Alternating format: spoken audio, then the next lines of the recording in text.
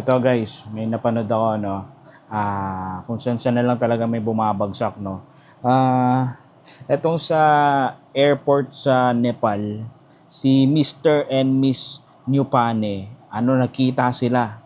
Siyempre, siguro matagal na silang hindi nagkikita kaya nagyakapan sa airport, no. Ang nangyari lang talaga dito siguro wag na sana maulit, no.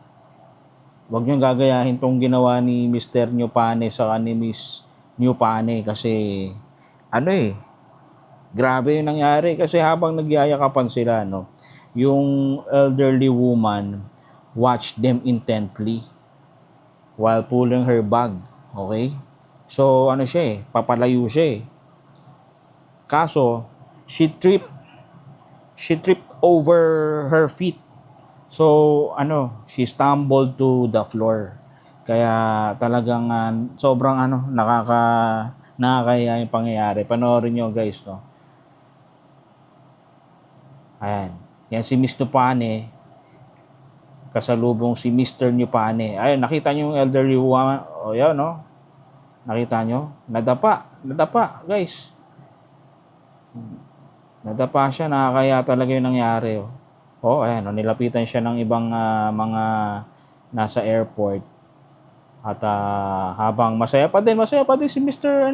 and Miss Newpane habang yung elderly woman nakahiga sa floor.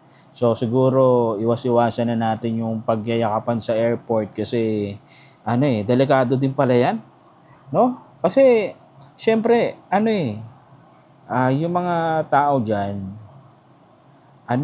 syempre, masaya silang makakita ng mga ganun.